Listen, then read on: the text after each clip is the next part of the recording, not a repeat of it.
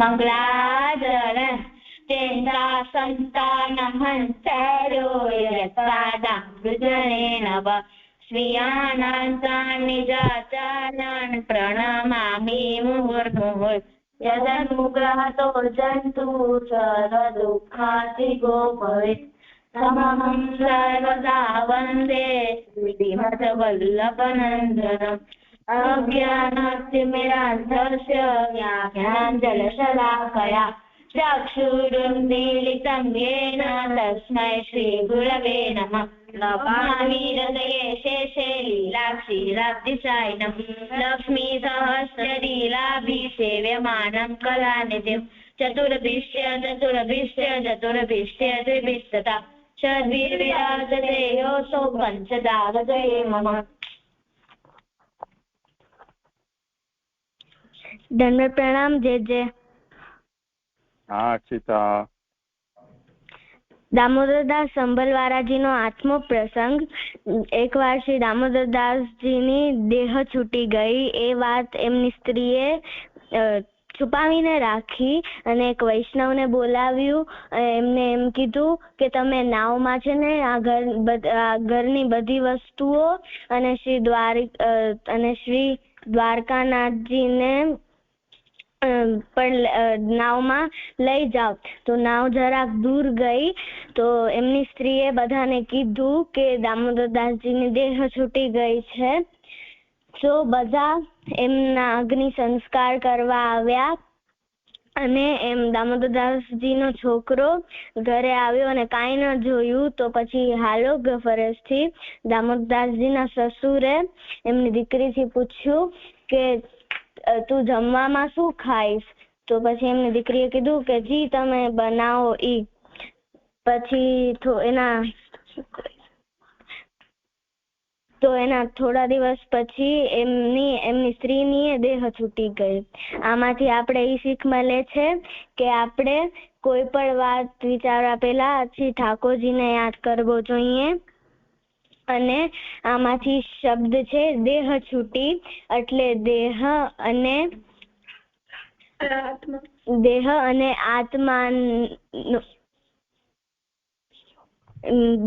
આત્માનો વિયોગ। જે થઈ ગયું। શાબાશ। પ્રણામ જીજી। હા પૃથ્વી તને એક એમ કહેવાનું કે મંગલાચરણમાં તું છેલ્લે બોલે છે ને ચતુર્ભિશ્ચ એ ર આખો નહીં બોલવાનો, અડધો બોલવાનો। ચતુર્ભિશ્ચ કેવી રીતે બોલીશ? ચતુર્ભિષ્ટ એવું નહીં બોલવાનું।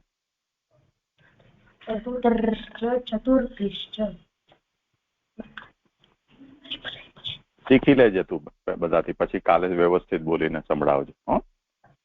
ચલો આગળ શું કરે છે તું? દામોદરદાસ દાસીનો પેલો પ્રસંગ। એકવાર દામોદરદાસજી ઠાકોરજીની સેવા કરતા હતા ત્યારે તેમના મનમાં એક વિચાર આવ્યો કે હું ઘોડા લઉં અને ઈ વિચાર કરતા હતા। પછી એક સ્ત્રી આવી, એક વૈષ્ણવ આવ્યા। ઉમાં એક બાળ એક દાસી ઊભી હતી। તેમને પૂછ્યું કે દામોદરદાસજી ક્યાં છે? હા તો દાસીએ કીધું કે દામોદરદાસજી તો અંદર ઘોડા લેવા ગયા છે। તો પછી દામોદરદાસજી જયારે બહાર આવ્યા ત્યારે દામોદરદાસજીએ કીધું કે ખોટું શું કામ બોલી, હું તો અંદર જ હતો। હા તો દાસીએ કીધું કે તમે ઠાકોરજીની સેવા કરતા હતા અને તમે મનમાં તો ઘોડા લેવાનું વિચારતા હતા। આમાંથી એ શીખ મળે છે કે આપણે ઠાકોરજીની સેવા મન લગાડીને કરવાની। જે આમાંથી શબ્દ છે ભગવદીય, ભગવાને જેને સ્વીકાર્યો હોય ને ભગવાનના કૃપા પાત્ર એને ભગવદીય કહેવાય। શાબાશ। થઈ ગયું? સારું। હવે કીર્તન કોઈ કરશે? ધીરે જે હું કર્યું છું. ઓ પેલા તું સુર સુર કરી લે, નાક એકદમ ને શ્વાસ પૂરો ભરી લે.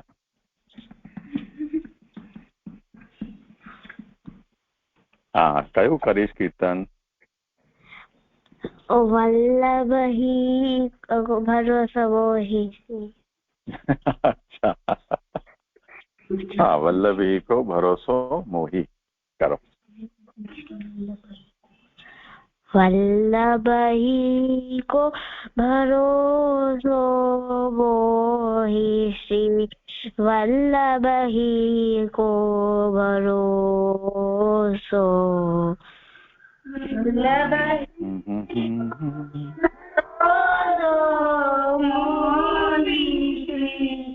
वल्लभही को भरोसो अन्य देव को दादो दबारो इद को आसरो खरोसो मोहि श्री वल्लभही को भरोसो अन्य देव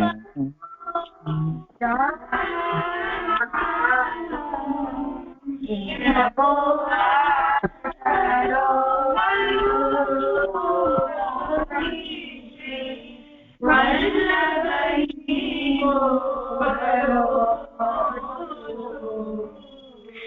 समझ विचार देख बर बेरे बार बार कहूँ तो सो समझ विचार देख बर बेरे बार बार कहूँ तो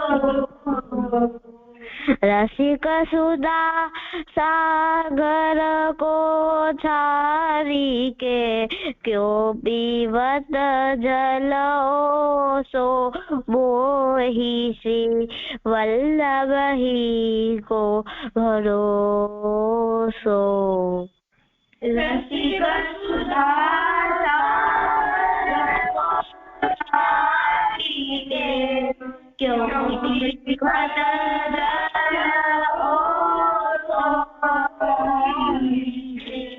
वल्लभही को भरोसो वल्लभही को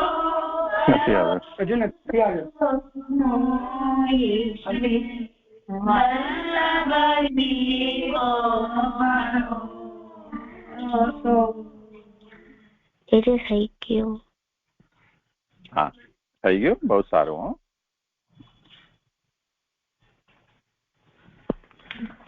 સારું. આગળ કોણ કરે છે? સનત પ્રણામજી જે. હા, બંસી જે આપણે ચોથા શ્લોકમાં જોયું હતું કે સંસાર આપણે ક્ષેત્રમાં પ્રવેશ કરીએ ત્યારે સંસારના આપણે સંસાર આડો આવે ને પછી જોયું હતું કે ગાય ગંધર્વ છે, જે ગાય છે એ વૈશાતુક્ત હોય તો તેમનો ભાવ આપણે ખાડાના જળ બરાબર છે. તો જેવી રીતે કુવાનો જળ છે તે તો ફિલ્ટર થઈને વરસાદનું જળ કુવાની અંદર આવે છે, પણ જે ખાડા છે ગંદા પાણીના ગર્ત, ખાડા નાલી જેવું છે એ તો શુદ્ધ હોતા નથી. તો કુવાવાળા એટલે કુવાના જલ જેવા ગાયકો અનિંદિત છે, તેનું શ્રવણ કરી શકાય. અગર તે પ્રોફેશન માટે ન કરતા હોય તો તે ભક્ત તરીકે સ્વીકારી શકો છો. પણ જે લોકો વૈશ્ય એટલે કે નાચ એટલે કે જે પોતાનો પ્રોફેશન માનીને જે નાચીને પોતાનો ગુજારો કરે છે એવા વૈશ્ય પેલા નાસ્તી, તો તેમના સાથે ગાનાઓ વગાડનારો રહેતા, તો તે લોકો પણ પેલા મોટા ભાગે ભગવાનના પદ વગેરે જ ગાતા હતા, એમની સાથે ગાન કરતા હોય છે. તો મત્તા એટલે કે એક ઉચ્ચાર જરા સુધારી લો. વૈશ્યા એનો મતલબ થાય વૈશ્યની પત્ની, એટલે વાણિયાની પત્ની, વાણિયાણી. અને વેશ્યા આમાં બે માત્રા નથી, એક જ છે.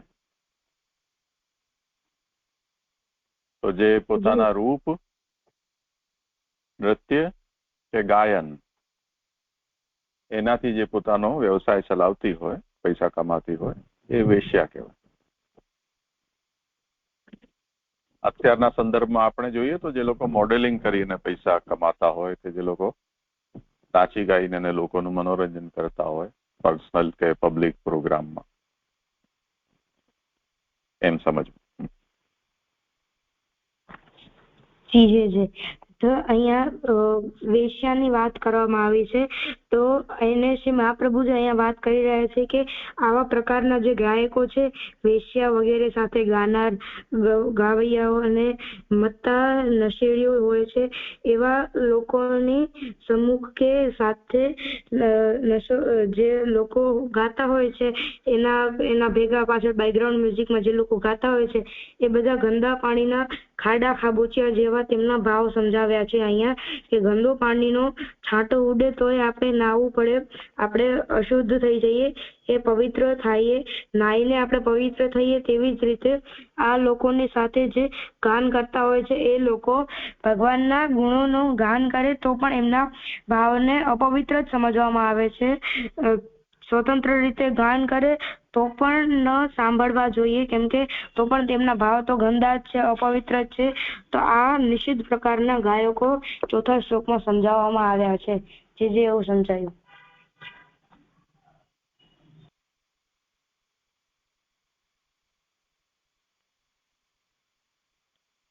કોઈને કેવું છે આ વિષયમાં કંઈ? પણ મને ચોથા શ્લોક પર ક્વેશ્ચન નથી, પણ મને આજે ત્રીજા શ્લોક આપણે કર્યો હતો એમાં એક ખાલી પ્રશ્ન છે કે આપણે જોયું કે બે પ્રકારના પૌરાણિક છે, કે એક શુદ્ધ પૌરાણિક અને એક આજીવિકા માટે પુરાણ કથા જે કરતા હોય. તો જે આ બંને નિંદિત કહેવાય છે કે ખાલી જે આજીવિકા માટે જે પુરાણ કથા કરે છે એ જે નહેરનું પાણી જે ખેતરમાં જાય કે એગ્રીકલ્ચરમાં વપરાતું હોય એવા જે નહેર સાથે જે કમ્પેર થઈ રહ્યું છે એ જ નિંદિત છે.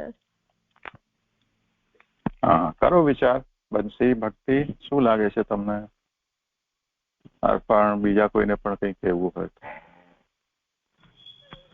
જે મને એવું લાગે છે કે એને કીધું ને કે શુદ્ધ પ્રકારના છે, તો શુદ્ધ પ્રકારના પૌરાણિક હોય છે એ અનિંદિત ગણાય છે, કારણ કે શુદ્ધ પ્રકારના પૌરાણિક એટલે કે નિષ્કામ આત્મકલ્યાણ પરોપકાર માટે કેવલ પુરાણ કથા કરતા હોય, તો એને આપણે નિંદિત ન કહી શકીએ, અનિંદિત કહી શકીએ. ને જે આજીવિકા માટે જે કરતા હોય, પ્રોફેશન માટે, એને તો નિંદિત કહી શકાય.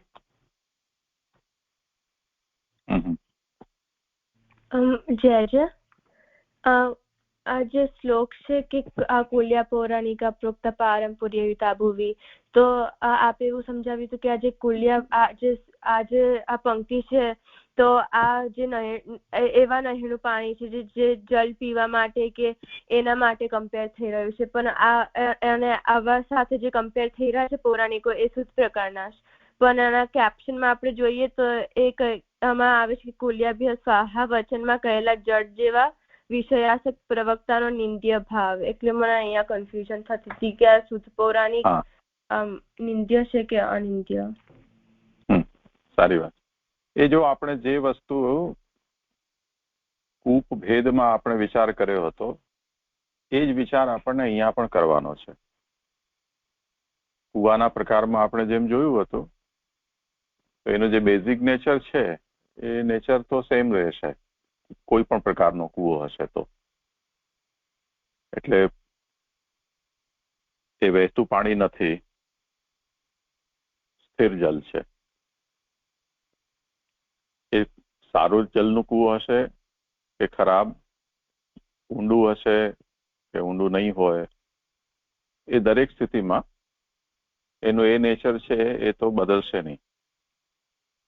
તેવી જ રીતે એ પૌરાણિક છે એનું પણ જે બેઝિક નેચર છે કે પરંપરાયુત, એમાં કોઈ પરિવર્તન નહીં થાય. પણ જે અંતર પડી રહ્યો છે એ શું અંતર પડશે કે જેમાં આપણે પદ્મનાભદાસજીનું ઉદાહરણ લઈએ. એ પણ પુરાણી હતા, પણ મહાપ્રભુજીના સેવક થયા પછી, પુષ્ટિ માર્ગ થયા પછી, શ્રી મહાપ્રભુજીની આજ્ઞા અને શ્રી મહાપ્રભુજીનો જે ભાગવત પ્રત્યેનો ભાવ છે એ સમજ્યા પછી એમણે પુરાણની આજીવિકા છોડી દીધી.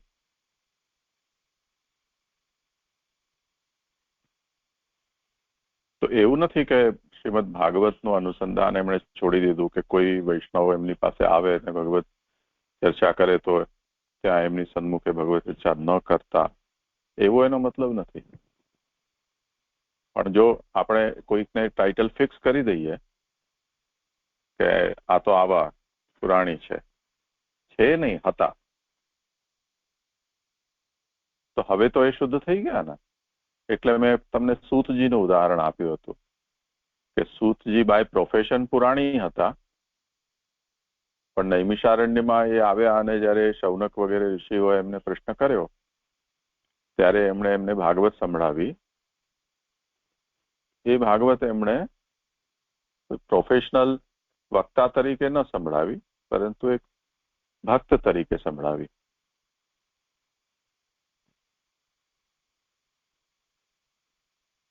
એટલે જ તમને મેં બીજા પણ ઉદાહરણ આપ્યા જે ગાયકોમાં પણ, કે ગાયક બાય પ્રોફેશન ગાયક હોય પણ એ પોતાના ઠાકોરજી સન્મુખ કીર્તન કરતો હોય ત્યારે કોઈ ફીસ થોડી ચાર્જ કરે. એ પોતાના પરિવારજનો વચ્ચે બેસીને સત્સંગના રૂપમાં કરતા હોય ત્યારે થોડા કોઈ એના પૈસા ચાર્જ કરતો.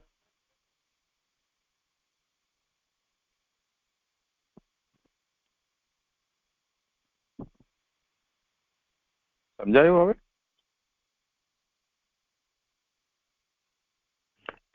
હા જી, એટલે જે બેસિક નેચર છે એ તો એવું જ છે કે જે પૌરાણિકો છે પરંપરાયુક્ત છે. જેવી રીતે જે નયનું જલ છે તો એમાં નયનું જલ જુદા જુદા પર્પસીસ માટે વપરાતું હોય, જલ પીવા માટે કે એગ્રીકલ્ચર માટે, છતાં પણ એ નયનું જે કોમન કેરેક્ટરિસ્ટિક છે પરંપરાયુક્ત છે અને મ્યુઝિયમ તરીકે છે. તો એવી જ રીતે પૌરાણિકોનું જે બેસિક નેચર છે એ પરંપરાયુક્ત જ છે.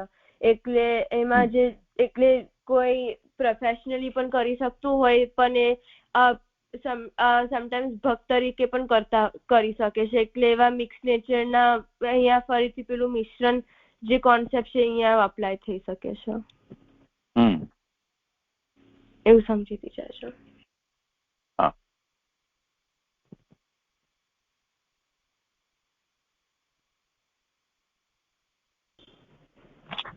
જે આગળ કરો. જી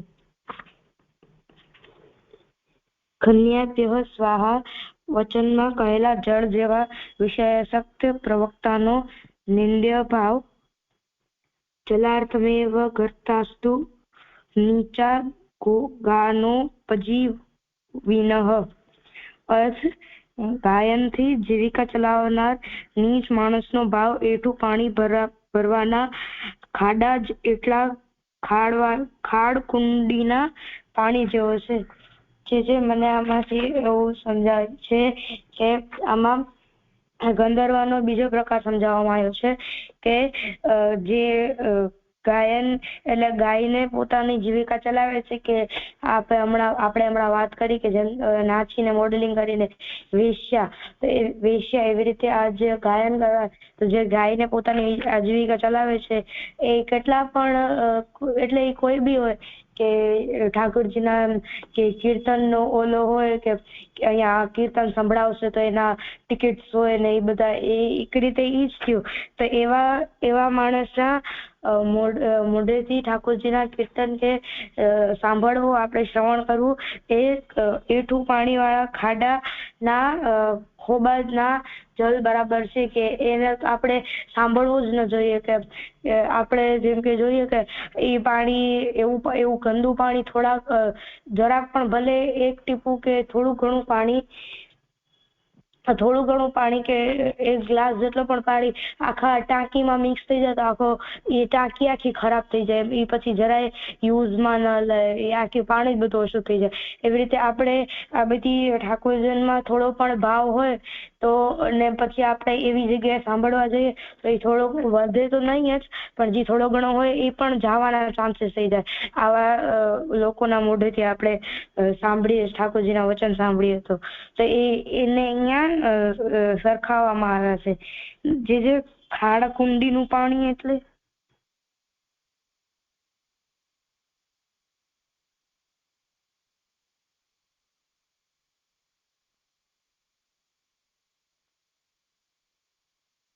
આપણા ત્યાં જે બચ્ચીબેન વાસણ માંજે છે ને,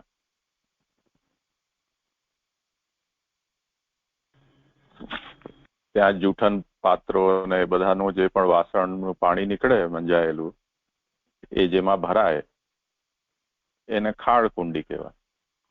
તે જ રીતે આપણા જે નાવાનું સંડાસનું પાણી જ્યાં ભરાય એ બધું ખાડ કુંડી કહેવાય. સેપ્ટિક ટેન્ક પણ કહી શકાય જો અલગ ન હોય તો. આપણે ત્યાં જૂના ગામમાં જ્યાં ગટર યોજના કે આધુનિક રીતથી ઘરો ન બનતા હોય એ બધામાં આનું પાણી બધું એકમાં જ જતું હોય, એટલે ગંદા પાણીને ભરવાનો ખાડો.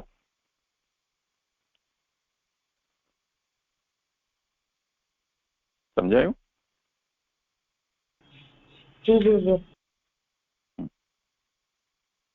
કોઈને કંઈ કેવું છે આ સંબંધમાં? જે મને અહીંયા પ્રશ્ન હતો કે જે નીચી કક્ષાના જીવો કીધું છે કે વક્તાઓ, તો એ નીચી કક્ષાના કેવી રીતે ગણાય છે? કે આપણે જોયું કે જે વૈશ્યા જે છે એ પણ નીચી કક્ષાના છે, તો આ નીચી કક્ષાના આમને કેવી રીતે સમજવું જોઈએ? હવે જો બે પ્રકારના ગાયકો છે, વેશ્યાદિ સહિતા, મત્તા, ગાયકા, ગર્ત સંગીતા. ત્યાં જે કહ્યું છે એટલે જે લોકો કોઈ પણ જાતનો નશો કરતા હોય એ મત્ત કહેવાય. એટલે નશો ના અંદર એકદમ હંમેશા ચૂર રહેતા હોય. તે જ રીતે જે લોકોની કંપની ખરાબ હોય, એટલે તમારે ત્યાં તમે શબ્દો ને પ્રોસ્ટિટ્યુટ કે કોલ ગર્લ્સ જેને કહેવાય, તે પ્રકારના જે ગંદા લોકો છે એમની જ એમની સોબત હોય. તેવી રીતે ત્યાં જેમ બાર ડાન્સ થતા હોય છે કે એ જાતના,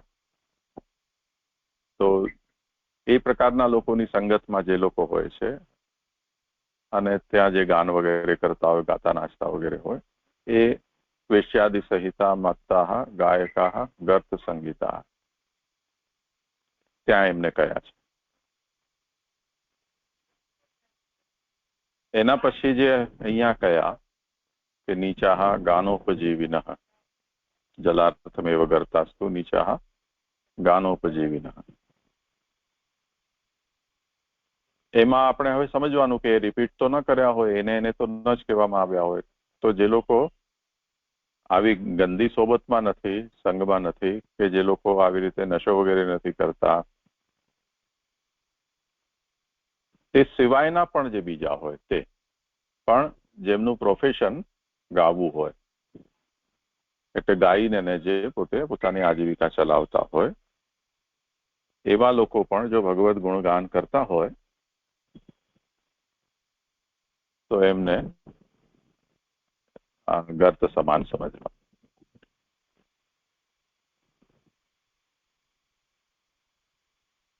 સમજાયું? જી જે પણ જે અહીંયા આપે કીધું કે અહીંયા આ શ્લોકમાં જે ગાય છે પ્રોફેશન માટે, તો અહીંયા એ વક્તાઓનું સમજાયું છે. તો એ બીજા શ્લોકમાં નહોતું સમજાઈ લીધું કે ગોવાના જળ સમાન છે? હા, ત્યાં તો સિમ્પલ એમ જ કહ્યું છે ને કે ગાયકા કૂપસંકાશા ગંધર્વા.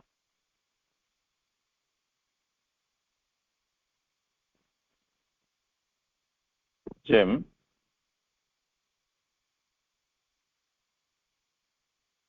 ગર્ત અને કૂવામાં શું ફરક છે કે કૂવાનું જલ ભલે બંધાયેલું છે, જલ વહેતું નથી, પણ નેચરલ છે, એટલે એ યુઝ નથી, વાપરેલું જલ નથી.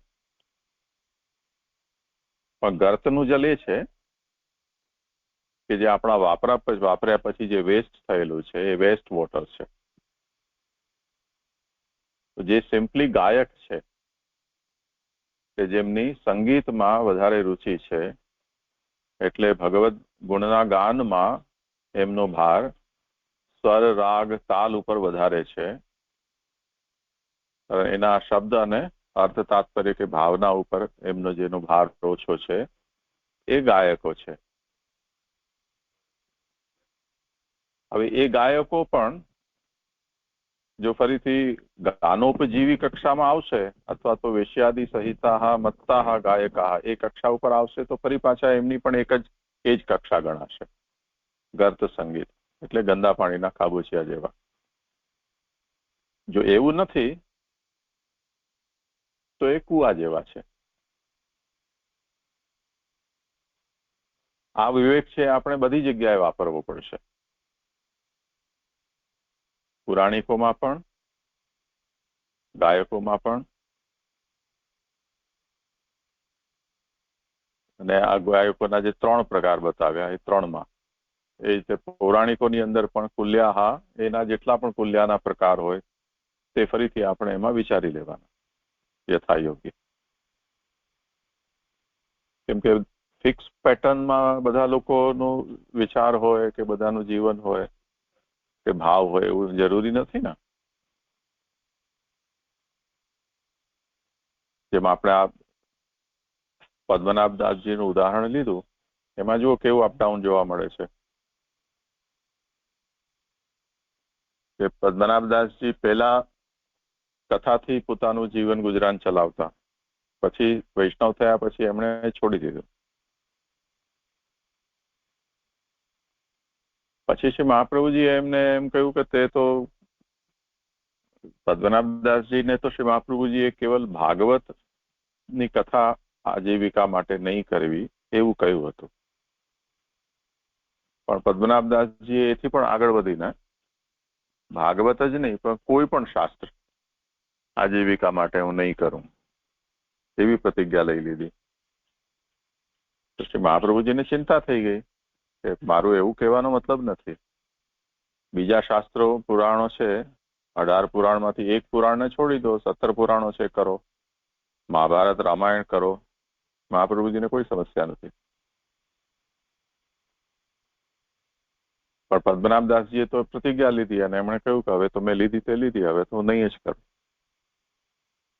તો શ્રી મહાપ્રભુજી કહ્યું કે તો પછી તમારું ગુજરાન કેમ ચાલશે? કેમ કે એ જમાનામાં કોઈ એમનું કઈ એવી ક્વોલિફિકેશન તો હતી ને કે તમને એના બેઝ પર નોકરી મળી જાય, અને જે આટલી સન્માનપૂર્વક આજીવિકા જે જીવતો હોય, પગમાં પૈસા આવતા હોય, એના માટે હવે બીજો ધંધો સ્વિચ ઓવર કરવું, મજૂરી કરવી એ પણ અઘરું કામ છે. તો ત્યાં શ્રી મહાપ્રભુજી એમને કહ્યું કે તમે ચાહો તો બીજો પુરાણ કરી શકો, એની મને ના નથી. પણ એમણે આગ્રહ રાખ્યો કે નહીં કર.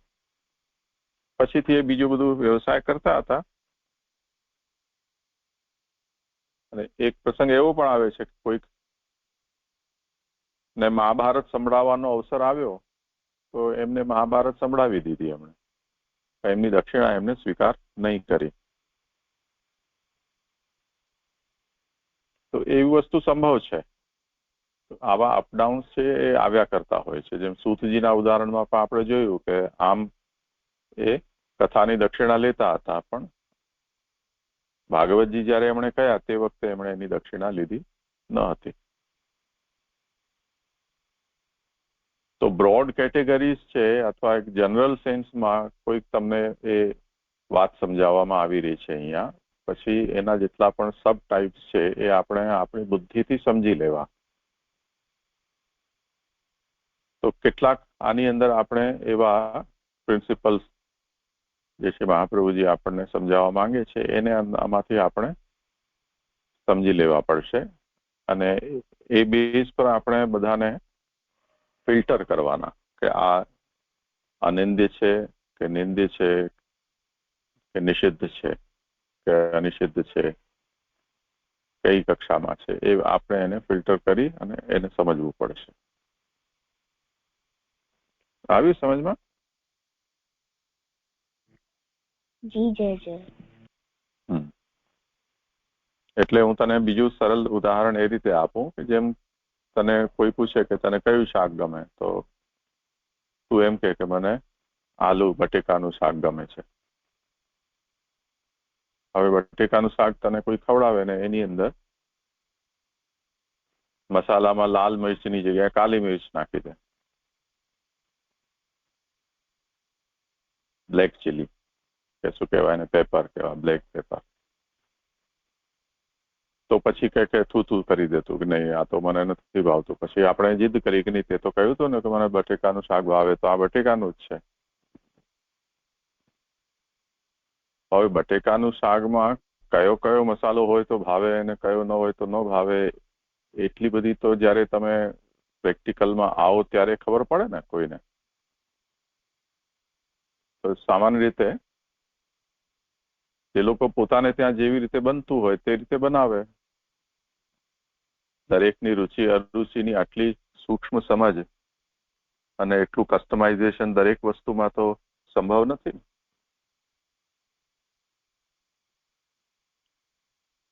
તો એને આપણે એઝ પર કેસ ફરીથી સમજવું પડશે. એમાં પછી એક જ વાતને પકડી રાખી કે નહીં બટેકાનું ભાવે એટલે ખાવું જ પડશે, તો દુઃખી થઈ જાય કોઈ વ્યક્તિ.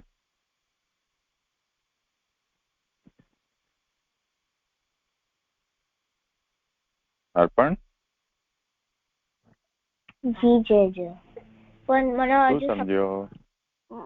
મને હજુ સમજણ ના પડી કે જે અહીંયા જે નીચી કક્ષાના જે કીધેલું છે આ શ્લોકની અંદર, આ પંક્તિની અંદર, તો એના કેરેક્ટરિસ્ટિક્સ કેવા હોવા જોઈએ? હા, તો એમાં કહ્યું ને ગાનોપજીવી ન, આ શબ્દ છે એનાથી એમની ક્વોલિટી આપણને સમજ પડે છે. ગાનોપજીવી એટલે જે લોકો ગાઈને પોતાની આજીવિકા ચલાવે છે, પૈસા કમાય છે. તો ભગવત ગુણગાન છે એનું જે એમનું પ્રોફેશન છે, ગુણગાન છે, એને પ્રોફેશન માટે યુઝ કરી રહ્યા છે, તો એ ગંદા પાણીના ખાડા જેવા એમના ભાવો છે. તો એવાના મુખથી यदि આપણે ભગવત નામ કીર્તન સાંભળીશું તો આપણું ખરાબ થશે.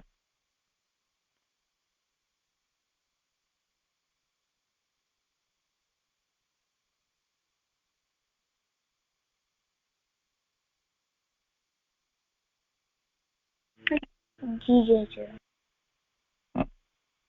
શું સમજાયું એ મને બોલાવે તો કે.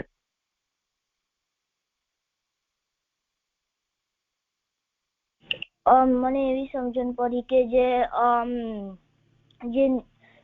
જે લોકો આજીવિકા માટે નાચીને ગાય છે એ નિંદ્ય કહેવાય છે.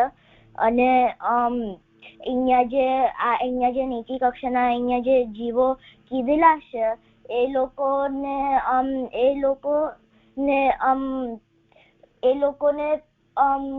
એ તો ખાલી એક ગાય છે, એમનું ગાયને એમનું આજીવિકા ચલાવે છે. જે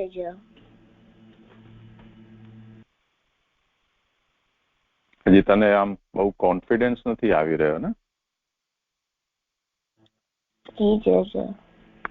હા, તો સાનવી તું બતાવ. ચાલ હવે જો આપણે ફરીથી એક વખત હું તમને કહી દઉં, 3 પ્રકારના અહીંયા ગાયકોને કયા છે. પહેલો સિમ્પલી ગાયક છે જે સંગીત પ્રેમી છે, એટલે એનો ભાર સંગીત ઉપર વધારે છે, કીર્તનના શબ્દ અર્થ ભાવ એના પ્રત્યે ઓછો છે, એ ગંધર્વ છે. બીજો જેની ગંદી સોબત છે, જેનો સંગ ખરાબ છે એવા, અને જે લોકો વ્યસની છે. અને ત્રીજો પ્રોફેશનલ છે. આ 3 એમની ક્વોલિટી છે. તો પહેલો છે એ એટલો બધો નિંદ્ય કક્ષામાં નથી, કેમ કે એને એવી કોઈ બુરું વ્યસન કે બુરી સંગત કે એનું પ્રોફેશન નથી. ત્યાં સિમ્પલ સંગીત પ્રેમી છે. તો સંગીતના અંદર જેટલા સ્વરથી જે ભાવ જે મનુષ્યને જેટલા સમજમાં આવી શકે એટલા જ એનાથી એનો સંગ કે એનું શ્રવણ કરવાથી પ્રાપ્ત થશે, લિમિટેડ રહેશે. બીજી વસ્તુ, જેની સંગતિ ખરાબ છે અને જે વ્યસની છે એના મુખથી શ્રવણ નહીં કરવું ત્યાજ્ય છે. કે જેમ ફોર એક્ઝામ્પલ જે લોકો ગઝલ ગાતા હોય છે એ લોકો હવે આજકાલ ભજન પણ ગાય છે. ભજન ગાનારા છે, ગઝલ પણ ગાય છે. ગઝલ ગાતા હોય તો એની અંદર દારૂ ને વેશ્યા ને આ બધી જ વાતો હોય છે એની અંદર મોટે ભાગે. તો એ લોકોના જે મન છે એ આનાથી જ દૂષિત થયેલા છે. એ લોકો ભગવાન ભજન પણ ગાતા હશે તો એમાં પણ કંઈક એવું જ એ શોધતા હશે. તો એવા વક્તા છે કે એવા ગાયકો છે એમના સાંભળવાથી આપણે જે ભક્ત છીએ, ભક્તિ માર્ગી છીએ, એમનું મન પણ દૂષિત થશે. જે લોકો પ્રોફેશનલ છે અથવા જે લોકો જે નશેડી છે, દારૂવારૂ પીતા હોય કે હંમેશા એમાં જ મત પડેલા હોય, એ લોકો પોતાના ટાઈમપાસ માટે ગાતા હોય કે સાંભળતા હોય, તો એવા લોકો છે એમના મુખથી પણ સાંભળવું એ એમની સંગતનો અસર આ શ્રોતા ઉપર પડી શકે છે. અને જે પ્રોફેશનલી ગાઈ રહ્યા છે અત્યારે જેમનું કહ્યું જલાર્થમય વગર તાસ્તુ નીચા ગાનો ઉપજીવીના,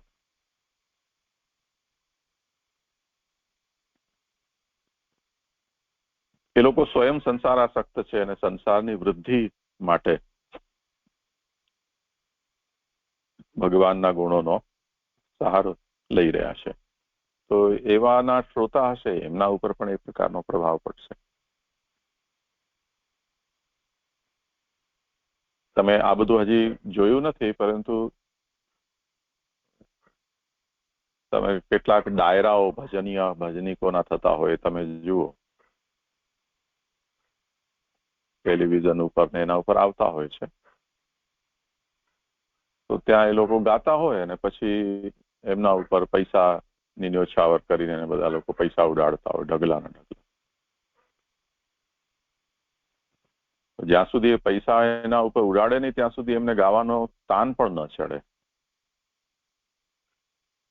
એને આપણે ગોર કહેતા હોય છે, એમ નાચતા વાળા વરઘોડામાં નાચતા હોય કે વગાડતા હોય એ લોકોના ઉપર પૈસા ફેરવીને એમને આપે ને એ રીતે. તો કીર્તનકારો છે એમના ઉપર પણ એવી રીતે ઉછામણી બોલાતી હોય કીર્તનની. એ સૌરાષ્ટ્રમાં ને ત્યાં આપણા ઘણી બધી પરંપરાઓ છે, વૈષ્ણવ સમાજમાં પણ અને આમ લૌકિકમાં પણ બીજા બધા જે ભજનીકો છે ત્યાં પણ આ જાતનો એક ટ્રેડિશન છે કે પૈસા ઉડાડે એમના ઉપર. એનાથી એમને ઓર નશો આવે છે, ઓર સાથ ગાવાની તત્પરતા થાય.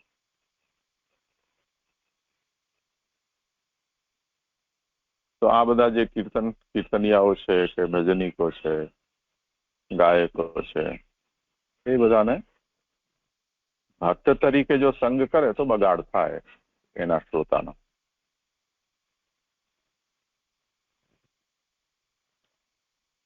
સમજાય? જી જે મને હવે સમજણ પડી કે જે એટલે જે ગાયક જે હોય એના ચાર ત્રણ ક્વોલિટીઝ હોય છે. એક તો સિમ્પલી ગાયક એટલે જે ગાવામાં વધારે ભાર આપે છે અને ભગત વૃંદાવનમાં નહીં. અને બીજું કે જે જેમનો સંગ ખરાબ હોય કે જે વ્યસની છે તો એ બીજી ક્વોલિટી છે. અને એક પ્રોફેશનલ જે ગાનારા જે છે તો જે સિમ્પલી ગાયક જે છે કે જે ગાવામાં બહાર આપે છે અનિંદિત કક્ષામાં ગણાય છે કે નિંદ્ય કક્ષામાં બહુ નથી. હવે જે સંગ ખરાબ છે અને વ્યસની છે તો એ એમના મુખમાંથી આપણે શ્રવણ કરીએ એ ત્યાજ્ય છે. કારણ કે એ આમનું મન દૂષિત થઈ જશે એમનાથી. અને એવી જ રીતે જે લોકો નશેરીઓમાં રહીને ગાય છે એમની સાથે આપણે સાંભળીએ તો પણ આમના પર ઇફેક્ટ પડે છે, ખરાબ ઇફેક્ટ. તો પણ અને જે પ્રોફેશનલ જે ગાવનારા જે છે એ તો સ્વયં સંસાર આસક્ત છે. તો આવા જીવોથી સાંભળવાનો એ સંસાર આપનામાં વધારે થશે કે હંતા મમતા આપનામાં થશે, એવો ઇફેક્ટ પડશે આપના પર. મને એવી સમજણ પડી. તો અહીંયા જે પ્રોફેશનલ જે છે એ આ શ્લોક આ પંક્તિમાં સમજાવે છે શ્રી મહાપ્રભુજી. ચલાર્થમેવ ગર્તાસ્તુ નીચાહ ગાનોપજીવિનઃ. હવે જુઓ, હવે આ વાતને ખાસ સમજી લો કે આ જે 3 ગણાવ્યા, પૌરાણિકોને, પછી વેશ્યાદિ સંહિતા અને જલાર્થમેવ ગર્તા, આ ત્રણેયને શ્રી મહાપ્રભુજીએ એક સાથે લીધેલા છે. એટલે એક ક્રમમાં સાથે પકડાયા છે એમને. એનો મતલબ એ છે કે એ ત્રણેયની ઓલમોસ્ટ એક સરખી અવસ્થા છે,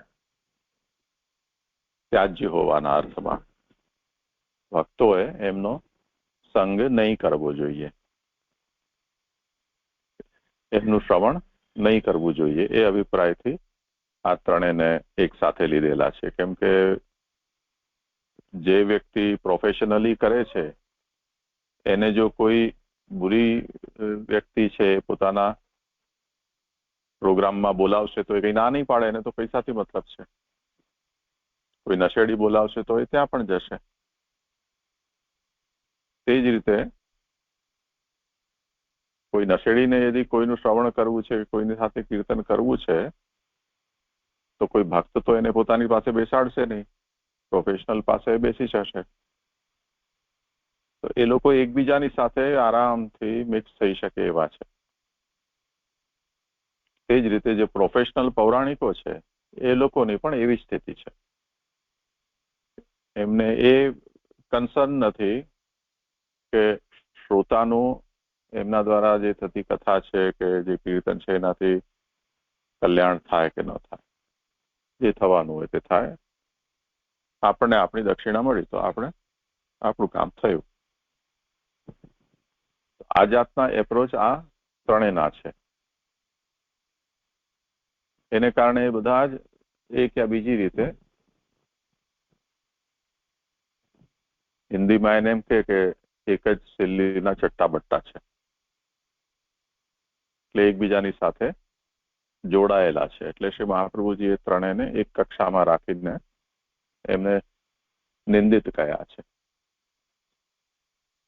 એમનો સંગ છે એ નિંદાપાત્ર છે, એમના પાસેથી સાંભળવું એ નિંદનીય છે.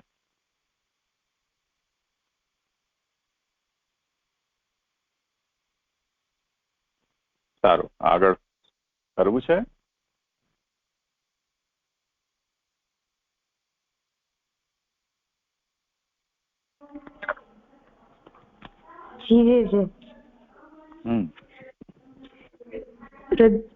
હૃદયાભ્ય સ્વાહા વચનમાં કહેલા જળ જેવા કર્મ માર્ગીય મોક્ષકામી પ્રવક્તાનો ભાવ. હૃદાસ્તુ પંડિતા પ્રોક્તા ભગવત શાસ્ત્ર તત્પરા. અર્થ, ભગવત શાસ્ત્રમાં તત્પર જે પંડિતો છે તેમનો ભાવ ધરાના જલની તુલ્ય છે. જે મને આમાંથી એવું સમજાય છે કે હવે જે ભગવત શાસ્ત્રમાં જે પંડિતો છે જેમનો શુદ્ધ ભાવ છે તે જેઓ ખાલી ભાવથી કરે છે, પૈસા પ્રોફેશન કે એના માટે નથી કરતા, એનો ભાવ અહીંયા ધરાના જલ સાથે સરખાવ્યો છે. કે ધરાનો જલ જેવી રીતે હંમેશા શીતલ હોય છે, એ એકદમ ઠંડક દે છે આપણે ને હંમેશા બેનિફિશિયલ હોય છે, એવી જ રીતે આમાં જે આવા પંડિતો છે એમનો ભાવ પણ એકદમ શુદ્ધ હોય છે. આપણે તો આપણે સાંભળીએ તો આપણો બેનિફિટ થાય છે ને એ એકદમ હંમેશા આપણે બેનિફિશિયલ હોય છે. અને એને ઈ કોઈ પણ બીજા સંઘથી ઈ બગડતો, એટલે એમ કે જેવી રીતે ધારાનો જલ બીજા કોઈ બી જળ સાથે મલિન નથી થતો, મિક્સ નથી થતો, એ પોતાના જ પ્રવાહમાં વહે છે. એવી રીતે આવા જે સારા પંડિતો છે એમનો એ બીજા સાથે મલિન એટલે કે મિક્સ થતા નથી. એ દુષ્ટના સંગમાં દુષ્ટ નથી થઈ જતા. એ અને જે એવું સમજાયું. એટલે ધરો એટલે શું? જે માટલો. અચ્છા અચ્છા. કચ્છીમાં માટલાને ધરો કહેવાય? મને નથી ખબર. લગભગ તો નહીં કહેવાતું. ધરો જ બીજી વસ્તુ છે. હા હા બોલ. મને ભક્તિ કીધું, મને નથી ખબર. હા હા નહીં એવું. અરે આપણે ખારી નદીના કાલિયા ધ્રો નતા ગયા? હા એ ધ્રો કહેવાય. એ ધરો કે ધ્રો, ત્યાં કચ્છીમાં એને ધ્રો કહે છે, ગુજરાતીમાં એને ધરો કહે છે, સંસ્કૃતમાં હૃદ કહેવાય. તો હૃદાસ્તુ પંડિતાઃ પ્રોક્તાઃ ભગવત શાસ્ત્ર તત્પરા. ભગવત શાસ્ત્રમાં તત્પર પંડિતોને હૃદની સમાન એમના ભાવ સમજવા. હવે હૃદ કેવી રીતે બને છે એ જોઈ લો. નદી વહી રહી છે, એના નદીની સાથે રેતી વગેરે છે એ પણ સાથે સાથે ખેંચાતી હોય, તણાતી હોય. કોઈક એવી જગ્યા આવે કે જ્યાં મોટો પથ્થર કે રૂકાવટ આવતી હોય અને વરસાદની અંદર બહુ ફોર્સથી પાણી જાય તો એ પથ્થર એને રોકે, પણ પાણી જે છે એ પોતાની સાથેના રેતી કાંકરા છે એને પથ્થરની આસપાસથી દૂર લઈ જાય. તો એ જગ્યાએ ધીરે ધીરે ખાડો થતો જાય. તેવી જ રીતે નદી પહાડી પ્રદેશમાંથી મેદાન તરફ આવતી હોય અથવા તો પથ્થર વાળી જે પહાડી હોય એમાંથી પાણી એને કાપીને જતું હોય તો ધીરે ધીરે પથ્થર ઘસાઈ જાય અને ત્યાં ખાડો પડી જાય. ઉપરના પ્રદેશથી નીચેના પ્રદેશમાં આવે તો જ્યાં નાનો ધોધ હોય, ત્યાં નિરંતર પાણી પડતું રહેતું હોય, ત્યાં પાછો ખાડો બની જાય. તો જયારે બહુ પૂરમાં નદી હોય ત્યારે ખાડો દેખાય જ નહીં, કેમ કે પાણીનું લેવલ એક સરખું થઈ જાય. તો એક જગ્યાએ માનો કે કમર જેટલું પાણી હોય, પણ જ્યાં ધરો હોય ત્યાં 2-5 માણસ અંદર ડૂબી જાય ઊંડવા, એટલું 20-25 ફીટ જેટલું ગહેરું પણ હોઈ શકે.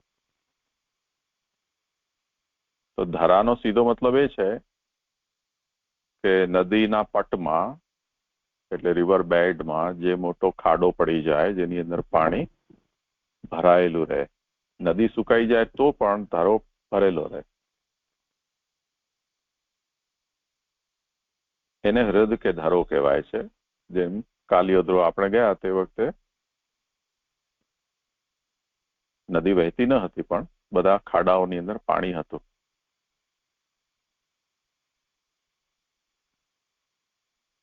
તો આ જલ ફરીથી સમજો કે નદીનું જલ પોતાનું છે, પરંતુ ધરામાં પોતાનું જલ નથી, પણ નદીનું છે.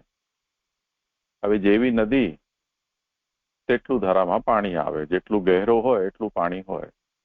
તો ધરા છે છીછરા પણ હોય અને ઊંડા પણ હોય. તો ભગવત શાસ્ત્ર તત્પરાઃ પંડિતાઃ હૃદાઃ. ભગવત શાસ્ત્ર પરાયણ પંડિતો છે. પંડિત એટલે બુદ્ધિમાન. તો બુદ્ધિ તો બધાની ફિક્સ ન હોય, જેની જેટલી હોય એટલી જ હોય. તો જેની જેટલી બુદ્ધિ એટલી એની ઊંડાઈ વધારે ભગવત શાસ્ત્રને સમજવાની. જેટલી ઊંડી એટલો એનો ભાવ પણ ઊંડો. તો જો એક બ્રોડ કેટેગરી ધરો કે હૃદની શ્રી મહાપ્રભુજીએ સમજાવી છે. હવે એની અંદર ફરીથી આપણે કેસ પર કેસ જે જેટલું જાણતું હોય એટલું એ ગહેરો છે એની સમજ, એમ આપણે કહી શકીએ. બીજું અહીંયા શ્રી મહાપ્રભુજીએ ભક્ત શબ્દનો પ્રયોગ નથી કર્યો. કોઈ સ્નેહી, પ્રેમી, વ્યસની, આસક્ત, ભક્ત, ભગવદીય એવા શબ્દનો પ્રયોગ કર્યો નથી. એનાથી શ્રી મહાપ્રભુજી જે આજ્ઞા કરવા માંગે છે સાફ છે કે આ વ્યક્તિ ભક્તિ માર્ગી નથી. પણ ભક્તિ માર્ગી નથી તેમ છતાં પણ ભગવત શાસ્ત્રમાં તત્પર હોઈ શકે.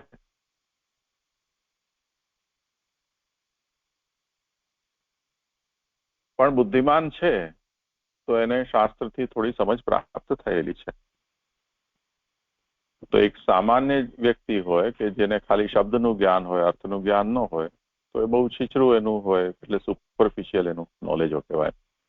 પણ જે અર્થને અને તાત્પર્યને સમજતો હોય તો એનું નોલેજ ડીપ હોય, એટલે એને ગૂઢ જ્ઞાન હોય. પણ આ ભક્ત નથી,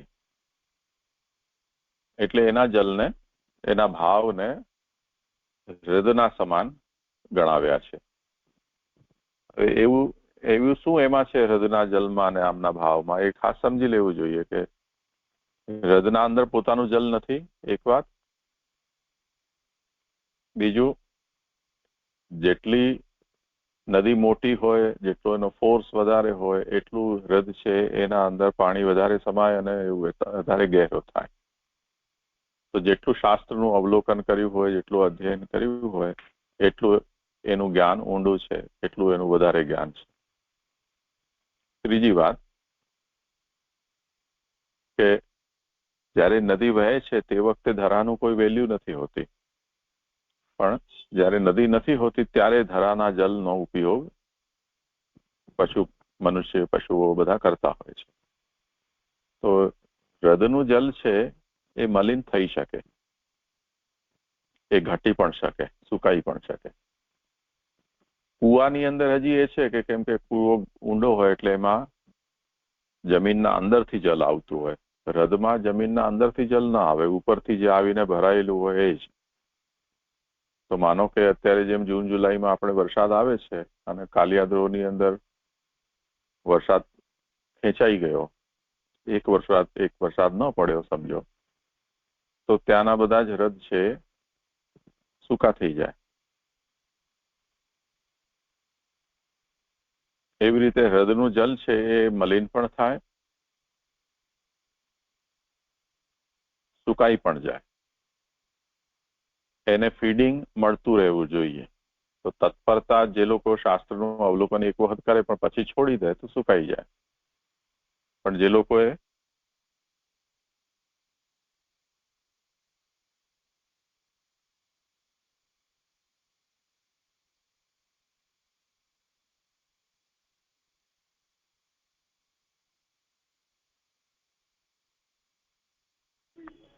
જીજી આપનો અવાજ નથી આવતો.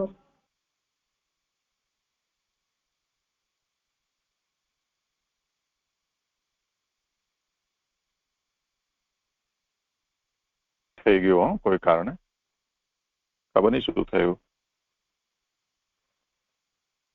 તમે ક્યાંક સુધી સાંભળ્યું હતું બચ્ચાઓ? જે પાણી, વરસાદ આવે તો પાણી ભરાય છે. હા, તો નદી વહેતી રહે તો ધરામાં જલ રહે, પણ એકાદ વરસાદ ના આવે તો ધરો સુકાઈ જાય. અને અન્ય પ્રાણીઓ પણ ધરાના જલને પ્રદૂષિત કરી શકે છે, એટલે પોલ્યુટ થઈ શકે એવી પોસિબિલિટી રહે. તો એ કારણે ધરાનું જલ છે એને જે લિમિટેશન્સ છે એ લિમિટેશન્સ આ પંડિતોને પણ છે.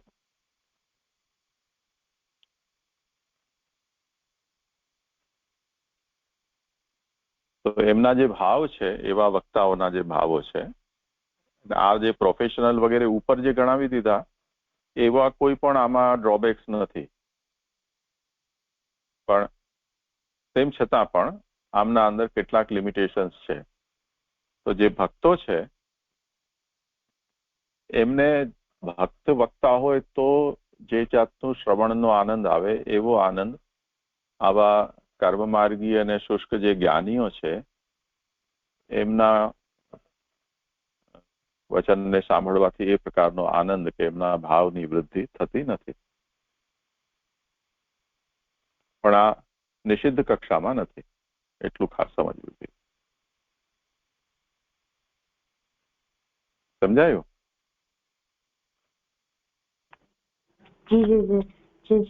અને તમે લોકો સાંભળીને પછી કાલે આપણે એનું આવર્તન કરીશું. આજે આપણો સમય થઈ રહ્યો છે.